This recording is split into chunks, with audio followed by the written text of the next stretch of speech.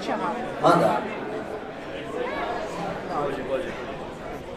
Renan, um dos principais adversários de você na terceira via é o ex-governador Ronaldo Caiado. Por que os goianos deveriam votar em você e não no Caiado? Eu não posso pedir voto, né? De acordo com a legislação eleitoral, não posso falar por que eles poderiam fazer A, B ou C, porque a legislação me permite. O que eu digo é o seguinte, eu sou um líder melhor do Caiado.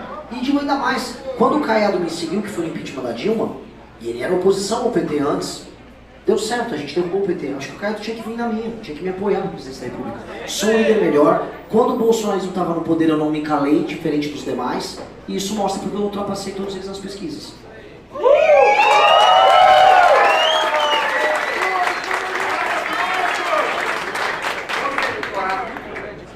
O agronegócio, que está em grande maioria com o Flávio Bolsonaro. Como que você vê a estratégia da sua pré-candidatura para trazer esses votos? Falar a verdade pro agronegócio. Veja, uma boa parte do agronegócio, especialmente aquele que trabalha com um cinturão verde, hortifruti, ele vai se lascar agora com o que passou da fim da escala 6x1. O Flávio avisou eles que ele ia votar junto com o PT. O Flávio deu um toque neles. Tá vindo uma pauta bomba, uma pauta fiscal bomba agora pro ano que vem. O partido do Flávio votou favorável. Isso vai interferir no agro, inclusive no crédito vai pro agro. Porque a partir do momento que você quebra as contas públicas, sobra menos dinheiro, por exemplo, para o safra. Eles sabiam disso?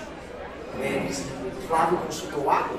O agro fica sendo levado de rondão pelos Bolsonaro, porque acreditou e foi enganado pelo bolsonarismo de que o bolsonarismo era patriota, era dito, não é. Inclusive agora nessas super taxações que a gente está tendo. O agro também está sendo impactado e a família Bolsonaro comemorava nos Estados Unidos. Eles vão continuar caindo nesse truque. E o eleitorado do Lula, você acha que é possível atrair para essa pré-candidatura? É, o eleitorado do Lula. Ele perguntou se o eleitorado do Lula é possível de ser atraído para a candidatura. Pré-campanha quanto pré? Sim, quando eu rodei o Nordeste, eu encontrei várias pessoas que eram filhos de eleitores do PT ou eleitores do PT, que por conta do fato de você ficar preso nessa cultura do Bolsa Família e também pelo fato do crime organizado ter chegado no Nordeste e o PT ser amigo do crime, as pessoas falaram, não, eu quero uma alternativa. E eu fui lá e encontrei essas pessoas. Fui o único dos pré-candidatos a presidente a rodar nos lugares mais pobres e difíceis do Brasil, tomados pelo petismo, para tratar aquelas pessoas com dignidade. Não ir lá falar, Lula ia te dar uma picanha, eu vou te dar um celular. Eu não falei isso, eu falei, vocês votam mal, vocês estão votando nos políticos corruptos do Centrão, mas dá pra vida ser melhor, dá pra gente colocar uma frente de trabalho aqui, dá pra gente quebrar esse sistema dessas prefeituras corruptas que estão vivendo de renda, dá pra gente trazer a administração boa pra vocês porque dinheiro existe, e dá pra vida ser melhor, você não ser assaltado, você conseguir arrumar um emprego real e a sua vida prosperar. É isso que eu fiz, eu tratei as pessoas, os leitores do petismo como gente, não só como gado, e essas pessoas responderam bem. Para finalizar, o principal base da missão é São Paulo. Quem não vai ser mais pré-candidato, vocês vão ter outro nome? A principal base eleitoral da missão não é São Paulo. Distrito Federal, Santa Catarina, a gente está crescendo super bem. Nós surgimos como um grupo lá em São Paulo. O Kim, ele é pré-candidato hoje a deputado federal e será ministro do meu governo. E eu acho que é uma função maior hoje do que concorrer ao governo do estado de São Paulo.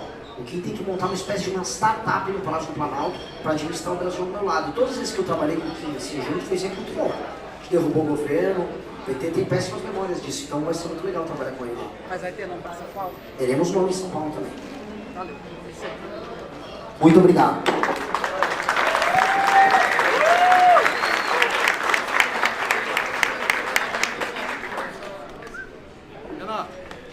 Renan, calma aí.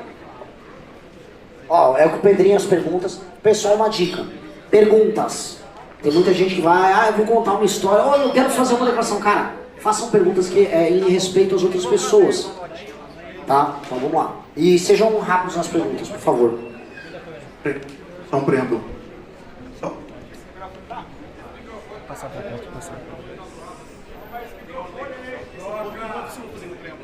Não precisa de preâmbulo. Faça a pergunta. Faça a pergunta, eu entendo.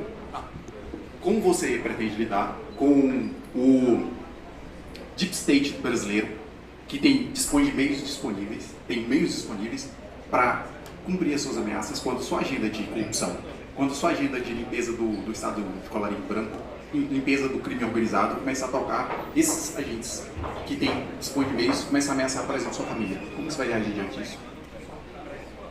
Vou ir pra cima. Tem certas brigas que você não pode recuar. Se você quiser fazer algo realmente histórico, você não pode ter medo. E outra coisa, a minha família vem sendo alvo de ameaças antes de eu montar o MBL. Então, história eu já contei, talvez alguns outros podcasts devem saber. Uma vez botaram droga na empresa do meu pai, levaram meu pai preso, policiais e gente do PCC, 2013. E eu prendi todos eles sob ameaça de morte. Então, eu já meio que eu trato assim, eu já estou no lucro desde aquela época. E meus familiares pensam da mesma maneira. Graças a Deus, eu vim de uma família de gente maluca, no melhor sentido do termo. Então, eu não ligo para isso.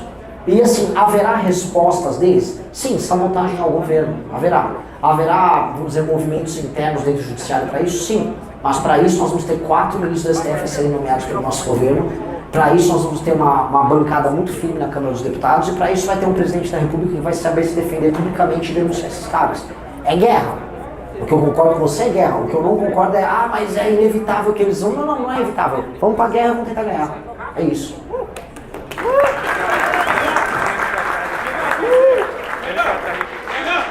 Renan, aqui em cima. Calma aí, eu já vou. É o Pedrinho, você tem que falar com o Pedrinho. Boa noite. E aí, Renan, tudo bem? Meu nome é Gabriel, sou do Tocantins. E, assim, a pergunta que eu quero fazer pra você é se você realmente tem a proposta de anexar o Tocantins ao Goiás novamente, assim como era, porque no meu estado a galera sai muito de lá pra vir aqui pro Goiás. Inclusive, o Tocantins ele não tem um senso de identidade como um estado. Tudo que a gente tem, a gente copia do Goiás. Eu acho isso muito engraçado e essa é a minha pergunta.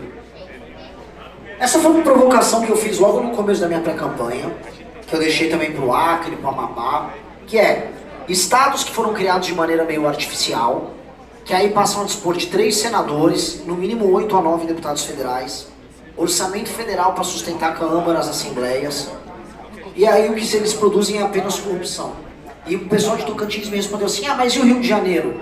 Eu falei, eu vou fazer uma intervenção no Rio de Janeiro. Inclusive eu quero voltar com a Guanabara no Rio de Janeiro. Então, sim, eu tenho planos muito agudos para o Rio de Janeiro. Agora, Tocantins é um estado que, se fizer um básico, ele consegue ser autossustentável. É que ele é muito, mas muito mal administrado. A elite política do Tocantins é absolutamente corrupta. É assustador.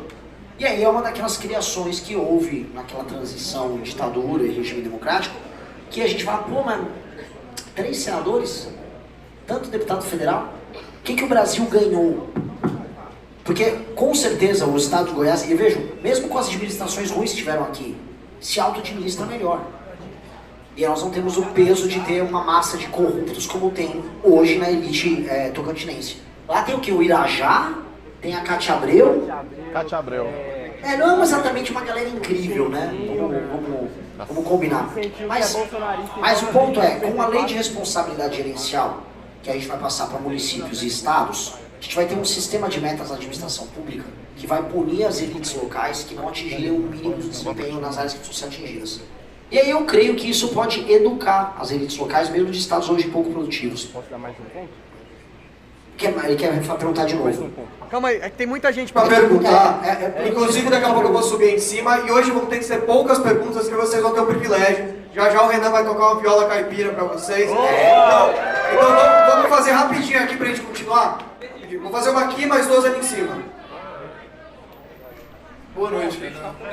Bom, a pergunta é basicamente é possível afirmar que o patrimonialismo nordestino, aquela elite toda parasita, que eu falo, é baseado em compra de voto. Porém, aqui em Goiás, dado que não é necessariamente o mesmo cenário social, etc., existe algo muito parecido. Veja, a gente vai votar no Daniel Vilela. A gente não, pessoas muito aqui vão votar no Daniel Vilela. É do MDB, mesmo partido. O sumo do patrimonialismo goiano. Como enfrentar isso em estados assim, que não necessariamente tem um voto tão comprado e tem sim um voto de opinião, mas mesmo assim esse voto de opinião vai para essas elites patrimonialistas, etc.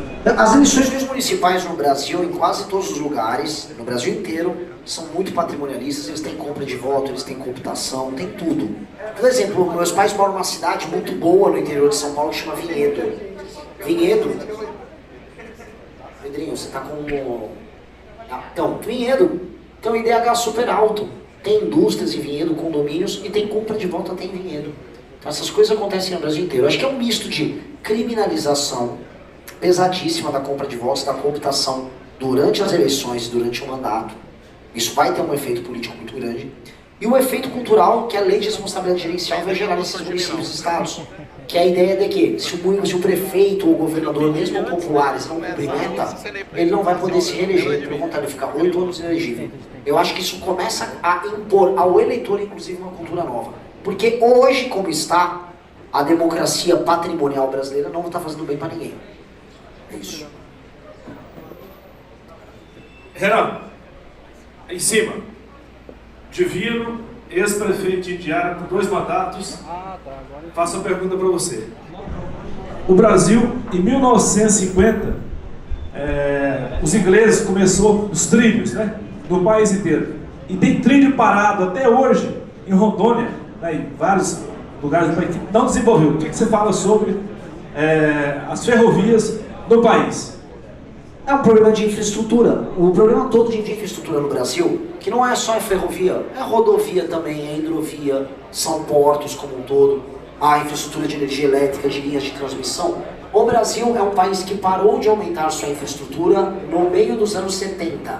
Tanto que boa parte das obras que a gente conhece ao redor do Brasil, de infra, cresceram, né, bombaram até ali. E dali em diante, vem a crise do petróleo, vem a crise do regime militar, vem a Constituição de 88, que aumenta os gastos com custeio. O Brasil passa a ter que viver do aumento da taxação e do aumento dos juros. E dali em diante, dos anos 90 até hoje, a nossa infraestrutura como um todo é decrescente. Ela é decrescente, porque a gente não consegue nem manter o que a gente tem. Então, razões para ser decrescente. Se o Estado gasta demais com custeio, ou seja, gasta com salário, com aposentadoria, o que sobra dele para investir na própria infra? Muito pouco. Só que se ele gasta muito, juros é muito alto. Juros é muito alto, as pessoas vão deixar esse dinheiro para ficar rendendo lá na renda fixa, em título do tesouro, ou elas vão investir em atividades produtivas ou investimento de infraestrutura? Renda fixa, tesouro direto, essas coisas. Então o que elas fazem? O Brasil virou um país, e aqui eu vou repetir o Ciro Gomes, de rentista. O Brasil deixou de fazer sentido. Aí entra um outro ponto, vou investir em infraestrutura. Antes de passar o licenciamento ambiental, que foi relatado pelo Kim Kataguiri, era tudo um inferno. Você vai fazer qualquer coisa, vê uma ONG, vê uma associação indígena, vê uma fundação A, B ou C, vê uma empresa, vê uma associação gringa que financia um quilombola, vai falar que um trem vai passar a 200 km de uma reserva e aí isso vai impedir a reserva de funcionar, logo não pode ter trem. Isso está acontecendo em vários lugares. A Ferrogrão passou esse inferno. Um governo nosso tem que ir desde resolver as questões das contas públicas para os juros poderem baixar, a ter uma política de investimento sério, até ter segurança jurídica para que o investimento vai ser feito e a obra vai começar e terminar. Isto hoje é uma ficção. Nada disso acontece no Brasil. E mais, a gente vê, vamos dizer, locais que poderiam estar andando um pouquinho. Eu visitei a Cargill, lá em Santarém, e ali você tem a mesma insegurança jurídica. Houve uma invasão indígena na Cargill para impedir a construção de uma suposta hidrovia. Ferrogrão está sendo judicializada por ONGs indígenas. Onde a gente termina nessa história? Se eu resolvo questão de juros e de gastos governamentais, aumento a taxa de investimento público e privado no Brasil e dou segurança jurídica, todos esses temas se resolvem. Até porque existe interesse internacional em se resolver isso. A China queria gastar para fazer a ferrovia Ilhéus-Shanghai. Ela pretende ainda. Eu não sei se nos interessa fazer isso com dinheiro chinês. Até porque a China ela é muito gulosa. A China ela vem... nada que ela faz é de graça. Muito pelo contrário. A China quer ter um controle geopolítico sobre o país, sobre os nossos recursos. Cabe ao Brasil fazer isso. Cabe ao Brasil montar um pool de investidores para que a gente possa construir essa ferrovia. Que, se eu não me engano, não digo com certeza, mas quase certeza que passa por Goiás também. Essa ferrovia. Então, é um Brasil sério que precisa ser construído. E aí é o próprio poder público e a iniciativa privada que tocam as obras. É que hoje, quando eu junto todos esses elementos, realmente é um país que se sabotou de modo a não ter mais infraestrutura. Obrigado. Renan, boa noite, aqui em cima, tudo bem? Renan, a gente vê as suas propostas, tem todos os objetivos, da razão do ouvir, projeto do Partido Missão, achei adequado, acho que a gente tem que vestir a camisa sua, para que a gente possa nesse intuito de mudança do Brasil, acabar com a corrupção, eu vi os fundamentos de vocês também mudar a Constituição brasileira, o Código Penal. Das coisas que eu vi também, sempre a definição que o Brasil precisa desenvolver um pouco essa reforma tributária, que vai ser um pouco pesado para pequenos empresários. E eu peço que você, como presidente da República, inclusive tem até algumas PL lá, referente a, se não me engano, a 140 de 2026, para aumentar os limites das microempresas. Acho que você tem que pegar firme, junto com o Kim, que eu vejo, sempre acompanho ele, e fazer essas mudanças em geral. Eu peço que o empenho seu, e estou aqui para trabalhar para você, e tem um vinho aqui para te dar de presente, para você comemorar a sua passada para o segundo turno. Muito obrigado. E quando ele falou que ia vestir a camiseta, ele falou mesmo, tá? Ó, homem é bom demais. Sim, eu concordo com tudo que foi proposto aqui. Sobre a reforma tributária, eu só queria comentar. A reforma tributária nossa, não fosse as exceções que foram colocadas lá por lobby, ela é um avanço pelo que a gente já tem. Então, só falando mal da reforma, mas a reforma não é ruim para os municípios, inclusive aqui de Goiás. Saibam disso. A reforma que vai acabar gerando a tributação no destino vai fazer com que os municípios que exportam a sua produção agrícola, que por conta da Lei Candir não ficam com os impostos aqui, eles fiquem porque o consumo fica aqui, porque a população economicamente ativa está aqui. Outra coisa, tem que chegar um presidente sério, que é o que eu vou fazer, eu vou falar, ó, já no começo de conversa, não vai ter IVA, o imposto não vai ser maior no somatória geral ali do que 24%. E aí vamos trabalhar para baixar. Tudo que nós fizemos é para baixar e mexer nos lobbies, que foi tanto lobby que entrou nessa reforma, que é por isso que a alíquota está gigantesca. Ela está gigantesca porque ela basicamente foi tocada por lobby vagabundo. E aí com duas coisas, com um governo que corta despesa e com a obrigação dos estados cortarem suas próprias despesas, eu vou obrigar todos os estados da federação a fazer reforma previdenciária, que vai ter que fazer reforma administrativa, aí todo mundo vai baixar junto essa alíquota. O bom do imposto, que vai ser igual no Brasil todo, é porque aí a gente obriga os estados a todo mundo fazer reforma. Todo mundo tem que fazer, aí todo mundo vai lá, então vamos baixar a alíquota, que é o que eu quero esse desafio, eu quero descer esse IVA, eu quero concorrer com o Paraguai no IVA. Eu não quero com esse valor absurdo que está. Só que ele me obriga a fazer reformas que cortem gasto. Você só aumenta a alíquota de imposto se você não consegue pagar suas contas, certo? Então vamos cortar a despesa para a gente poder resolver isso. Obrigado. Ó, Renan, tá aqui do lado. Vamos fazer a última pergunta agora. Aqui, ó, do teu lado. Outro. Boa noite, Renan. A minha pergunta é saber se você tem e quais são suas estratégias para atrair o público da diversidade, né? Mulheres, gays, esse público que é mais fechado para a instituição, para você. Essa pergunta. Sendo bem sincero, eu não vou fazer nada. É verdade, cara, eu vou tratar essas pessoas como seres humanos, cara. A partir do momento que eu tenho que fazer assim, ó, eu tenho essa... A não ser que seja um problema... Muito obrigado. A não ser que seja um problema concreto das mulheres. Eu vou dar um exemplo. Um problema concreto que envolve mulheres. Violência dentro de casa, marido que não paga pensão, a moça que é mãe solteira que tem que trabalhar para pagar as contas e não tem escola em período integral com alimentação boa para os seus filhos. Isso são problemas que vão afligir as mulheres muito. Então essas são propostas materiais e concretas específicas para a mulher. Eu não vou propor dar um celular para uma mulher só porque ela é mulher. Eu não vou fazer isso. Sobre a comunidade LGBT ou minorias, se não houver um problema muito específico e muito material, eu vou tratar eles como todos os outros brasileiros. Apenas isso. Se houver ou não, olha, estão chacinando gays no Maranhão, vamos supor, estou inventando aqui. Estão chacinando? Então vamos ter uma política muito dura sobre isso. Olha, está aumentando uma violência específica contra trans, tá? Estão batendo trans na rua só porque é trans, estão matando trans na rua. Por mais que a propaganda venda que isso está acontecendo, quem morre mesmo é homem, jovem, pardo e negro, tá? Proporcionalmente, em números absolutos, quem morre no Brasil é muito mais homem, jovem, pardo e negro. Essas são as maiores vítimas da violência, em termos proporcionais e em termos absolutos, tá? Mas se tiver uma comunidade que está sendo alvo de um ódio muito específico, sim, o governo tem que ter uma política sobre isso. A questão é que quando eu saio do discurso vazio da esquerda, e eu vou para os números, eu vejo que a realidade é diferente. E eu vou tratar essas pessoas como seres humanos titulares de direitos e de deveres. Às vezes, quando as pessoas querem fazer políticas específicas para um grupo social, eles querem tratar esse grupo social só como titular de direito, mas não de dever. Então, eu vou cuidar de você, você é muito bom, você... entendi. Sabe quem é assim? É criança. Criança que só tem direito, mas não tem dever. E aí o governo, o que ele faz é infantilizar todos esses grupos sociais, porque ele trata como pessoas que precisam ser eternamente tuteladas. O índio, vou tutelar o índio. O que você quer, índio? Aí o índio espirrou, faz uma reserva, dá o dinheiro da FUNAI pro índio. Não. Qual é? O índio não é criança. O índio é um ser humano e eu quero ver índio no Brasil ser titular de direito e dever. Se o índio invadir uma propriedade, o índio tem que pagar, ele tem que ser preso por invadir a propriedade. Se o índio quiser abrir uma empresa, que hoje é difícil para ele, se ele quiser usar aquela reserva que ele tem para ganhar dinheiro, eu quero que o Estado ajude ele e ajude a financiar para a comunidade indígena viver bem. Titular de direito e de dever. É isso que não se faz um cidadão. Então, eu não vou fazer a política populista dos demais.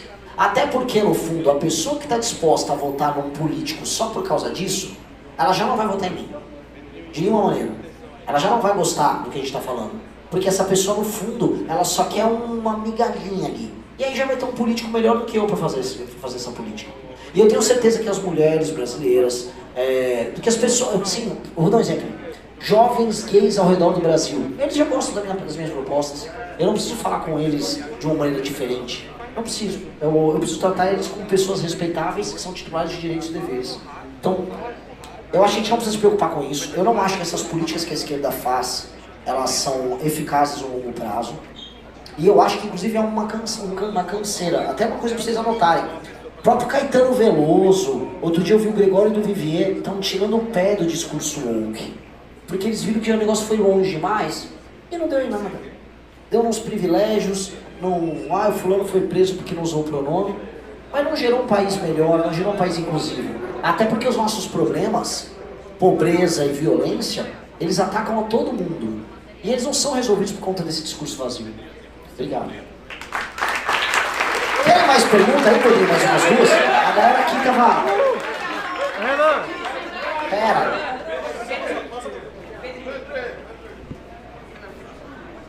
Tá. Há uma grande confusão em relação ao agro.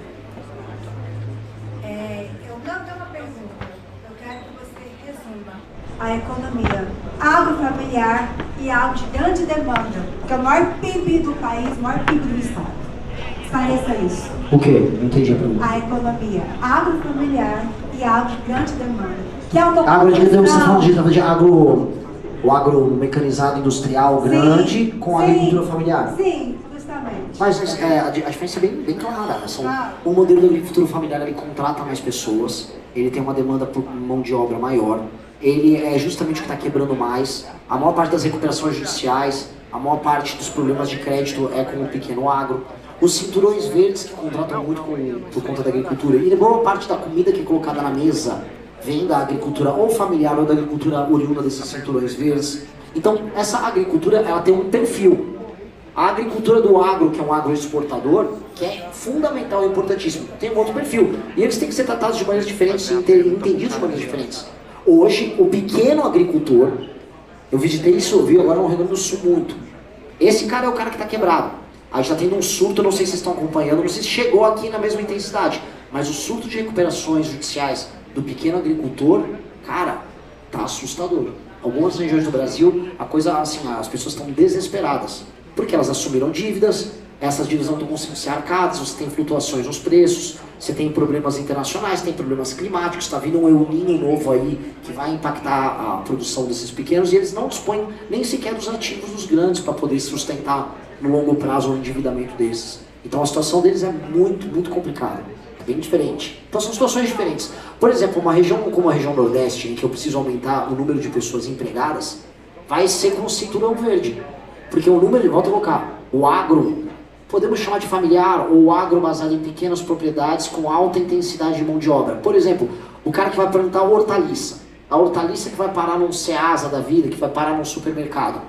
Ela emprega bastante gente. As frutas, muitas delas empregam bastante gente. Hoje, boa parte da produção do Nordeste, boa parte do consumo do Nordeste de hortifruti, isso dados da Confederação da Agricultura, sai de São Paulo, do Espírito Santo, aqui de Goiás. Imagina, uma pessoa que quer consumir hortaliça ou uma fruta lá no Nordeste, em João Pessoa, ela quer em Fortaleza, essa pessoa precisa consumir um produto que vem de Anápolis, ou vem daqui, de Goiânia, ou vai do Ceasa de São Paulo. Ao levar esse tipo de produção para lá, eu também levo emprego para lugares que são hoje muito pobres, municípios em que as pessoas estão no Bolsa Família. Então, a gente precisa levar o agromecanizado. O agromecanizado chegou em lugares muito pobres do Brasil. Eu vi o sul do Maranhão, sudoeste do Maranhão, já todo tomado pelo agro. Vi o Piauí com o agro entrando. Só que nós temos que ter uma estratégia dupla. O agro que chega também através das pequenas propriedades, o agro que chega através daquilo que ou alguém seja o agricultor familiar ou as cooperativas. E para falar uma coisa legal sobre isso, a gente está com uma iniciativa para fazer valer a tese, a gente mesmo conhecendo. A gente foi no interior do Rio Grande do Norte, a gente fez um projeto que chama Leve Poços, em que a gente pegou uma região completamente seca e a gente instalou um poço, treinou a comunidade local e agora a gente pegou a terra ali e está plantando. E começou, eu vou participar da primeira colheita, acho que daqui 15 dias. E é de hortifruti, de hortaliça, um negócio bem legal. Obrigado. Boa noite, Renan. Aqui, ó, do lado de cá. Do outro lado, aqui. Renan, falando sobre eleição, eu vejo que da onde a gente saiu desde novembro pra cá, a gente veio muito bem, evoluiu muito, só que tá faltando aquele tsunami. Quando começar realmente a campanha, eu quero saber qual que é a estratégia de vocês para pegar esse tsunami e sair lavando geral, porque a gente está muito bem, a gente tem um exército que hoje não é suficiente para chegar no segundo turno, mas que vai virar essa maré. Eu quero saber qual que é a estratégia. Começou a campanha, o que os militantes precisam fazer. Se no dia 1 da campanha, todos os militantes postam no Instagram. O que o MBL propõe para os militantes, assim que começar a campanha verdadeiramente, para a gente varrer eles e começar o tsunami. E Deus abençoe o Renan Santos.